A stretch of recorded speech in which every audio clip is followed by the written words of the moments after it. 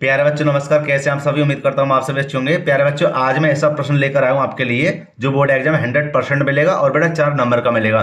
तो प्यारे बच्चों, जैसा कि आप देख रहे हैं, आपके लिए इस तरह का प्रश्न बोर्ड एग्जाम में जरूर मिलेगा। तो बेटा आज हम इसी प्रश्न को बहुत ही सरल तरीके से समझाने का पूरा पूरा प्रयास करेंगे। अगर बेटा ये वीडियो अच्छी लगे तो लाइक करना। जो छात्र चैनल पर नए हुए चैनल को जरूर सब्सक्राइब कर लें और बेल आइकन को प्रेस कर लें, जैसे आने वाली वीडियो नोटिफिकेशन समय पर मिलता रहे। तो प्यारे बच्चों, एक बार इस प्रश्न को पढ़ लेते। लिखा हुआ है, दो संख्याओं का योग 13 तथा उनके वर्गों का योगफल 89 है, तो संख्या ज्ञात कीजिए। तो प्यारे बच्चों, कैसे बेटा इसको हल करेंगे? सबसे पहले हम दो संख्याओं को मान लेते हैं, लिख देंगे यहां पर हल और लिख देंगे माना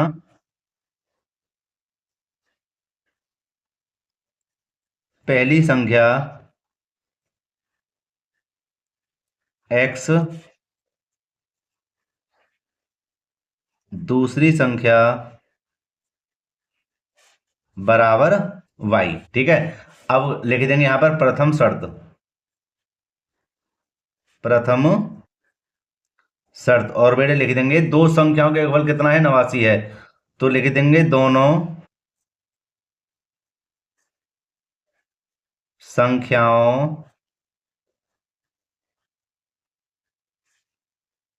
का योगफल कितना है? सॉरी, 13 है। दो संख्या का योगफल कितना है?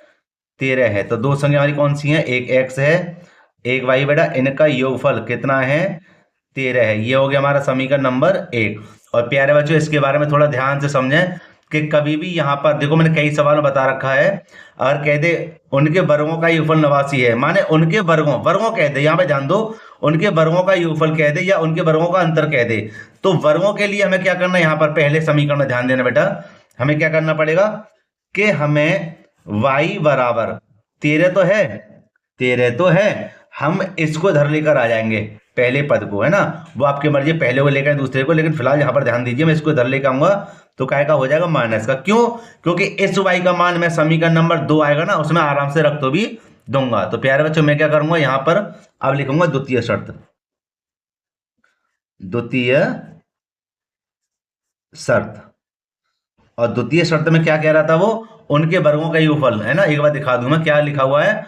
उनके वर्गों का योगफल 89 है। तो प्यारे बच्चों, यहां पर हम लिख देंगे इसको, उनके माने दोनों संख्याओं के, है ना, लिख देंगे उनके। चलो ऐसे ही लिख दो, उनके वर्गों का योगफल कितना है? 89 है। तो प्यारे बच्चों, उनकी का मतलब है दोनों संख्या कौन सी थी हमारी? x और y। इनके वर्गों का माने स्क्वायर, इनके वर्गों का योगफल माने जोड़ कितना है? 89 है। ठीक है, तो ये हो जाएगा हमारा समीकरण नंबर 2। अब देखो, अब इस y का मान हम समीकरण नंबर 2 में आसानी से रख देंगे। क्या लिखेंगे? लिखेंगे यहां पर समीकरण 1 से y का मान, समीकरण 2 में रखने पर। ठीक है, ये हो गया। तो समीकरण नंबर 2 यही तो है, ध्यान से समझना, ध्यान से समझना। चलो मैं लिख ही देता हूं, कोई बात नहीं, एक लाइन और सही। ये लिख दिया मैंने, समीकरण नंबर 2। तो y का मान क्या है हमारे पास? देखना ऊपर, 13 माइनस के x। तो यहां पर एक्स स्क्वायर तो है, प्लस कोष्टक में y के स्थान पे क्या लिख देंगे? 13 माइनस के x, और ऊपर क्या है? स्क्वायर बराबर 89। ठीक है, अब आगे देखिए। अब हमें क्या करना है? इसको सरल करना है। कैसे?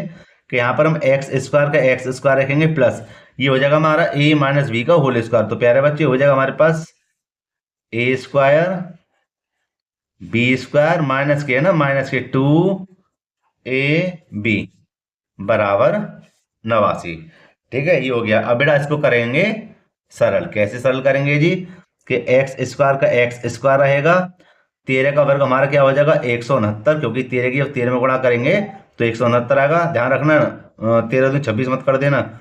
प्लस एक्स स्क्वायर ये रहा, माइनस 13 दूनी यहाँ पर हो जाएंगे 26x, 26x बराबर 89। अब क्या करते हैं? सरल करते हैं। एक एक्स स्क्वायर और एक एक्स स्क्वायर कितने हो गए? 2x square. कितने हो गए? 2x square. ठीक है, माइनस के ले लेंगे यहाँ पर 26x और यहाँ पर क्या हमारा प्लस का 169, ठीक है। और इसको इधर लेके आते तो माइनस को है कितने 89 बराबर 0, ठीक है। यहाँ पर जगह नहीं, दूसरे पेज को बेटा लेता हूँ मैं। तो यहाँ पर देखिए बेटा, यहाँ पर पहले क्या करेंगे, बड़ी घात ले लेते हैं 2x², ठीक है, थोड़ा सुपर कर दूं मैं। और माइनस के कितने यहाँ पर 26x हैं, प्लस 169 में से 89 आएंगे तो देखना 9 में से 9 गए 0 और 16 में से 8 गए तो 8 बचे बराबर 0, ठीक है। इसको कर लेते हैं सरल, ठीक है। क्या सरल, पहले थोड़ा इसको सही कर लूँ मैं। अब देखो यहाँ पर ये हो गया सही, क्या कि ये बन गया हमारा द्विघात समीकरण, और द्विघात समीकरण के हमें करने फैक्टर। लेकिन इससे पहले हम देखेंगे क्या कि यहाँ पर क्या कॉमन है, 2 कॉमन है। क्यों भैया, क्योंकि 2 का भाग सभी में जा रहा है तो 2 को ले लेंगे बाहर। क्या बचेगा, x² माइनस के 13 बार जाएगा, 13 दूनी 26 और ये हमारा हो जाएगा कितना 40 बार, ठीक है। कोष्टक बंद बराबर 0। यहाँ पर लिख देंगे x² माइनस के लिख देंगे कितना 13x और प्लस के लिख देंगे 40। और बेटा 2 का भाग 0 में लगाना, 2 0 0, ठीक है। अब यहाँ पर देखिए, अब हमें क्या करना है कि हमें 40 के फैक्टर ऐसे करने हैं कि 13 आ जाए, हैं। तो 13 कैसे आ सकते हैं भैया, ऐसे गुणनखंड करने हैं, फैक्टर करने हैं कि 13 आ जाए। तो 8 5 40, 8 और 5 कितने हो जाएंगे 13 हो जाएंगे।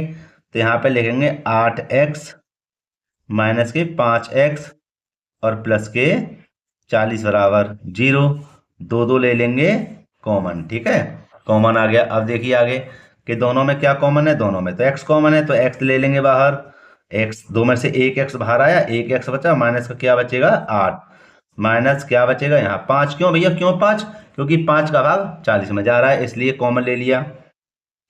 माइनस बाहर है, अंदर का चिन्ह बदल गया, 5 8 40, दोनों में x माइनस के 8, x माइनस के 8 हो गया कॉमन। अब हमारा क्या बचा, x माइनस के 5 बराबर 0। अब देखो आगे बेटा क्या करना है हमें कि x माइनस के 8 बराबर 0 लो एक बार, और एक बार लो x माइनस के 5 बराबर 0, ठीक है। तो ये देखना एक बार हो जाएंगे प्लस के 8 और यहाँ हो जाएंगे प्लस के 5।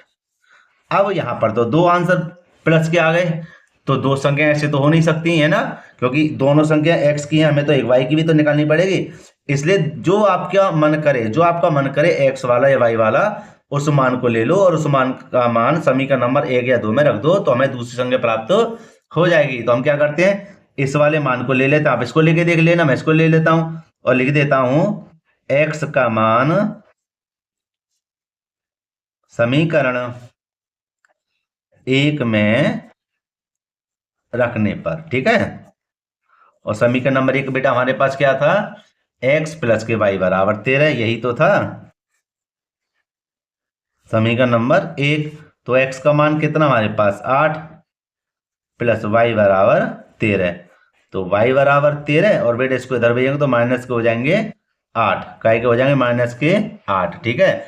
और y बराबर हमारा क्या आएगा 5, 13 में 60 हैं, कितने बचेंगे 5। तो अब हमारा एक संख्या 8 हो गई, दूसरी संख्या 5 हो गई बेटा, यही हमारे क्या है आंसर है, ठीक है। इसको नहीं ले सकते क्योंकि x है, हमें तो 2 संख्या मानी थी भाई। यहाँ पर मैं दिखा दूं एक बार आपको, यहाँ पर 2 ही संख्या तो मानी थी, x और y, तो उन्हीं के आधार पर ही तो सवाल को हल करेंगे, तो मैंने इसको हल कर दिया, ठीक है। तो मेरी बात को ध्यान से समझना, मैं दोबारा आपको बताना चाहूंगा कि इस तरह का प्रश्न जरूर मिलेगा बोर्ड एग्जाम में, ठीक है, और वो भी 4 नंबर का। तो प्यारे बच्चों आप अच्छी तरह से इसको हल कर लेना, समझ लेना, ठीक है। और मैंने कई प्रश्न इसके आधार पर बताए हुए हैं, ठीक है बेटे। तो मेरे प्यारे बच्चों, मैं वीडियो को यहीं पे समाप्त करना चाहूंगा। अगर वीडियो अच्छी लगी हो तो लाइक करना, जो छात्र चैनल पर नए हो चैनल को जरूर सब्सक्राइब कर लें और बेल आइकन भी प्रेस कर लें, जैसे आने वाली वीडियो नोटिफिकेशन समय पर मिलता रहे। तो प्यारे बच्चों मिलते हैं इसी प्रकार की अगली वीडियो के साथ। जय हिंद।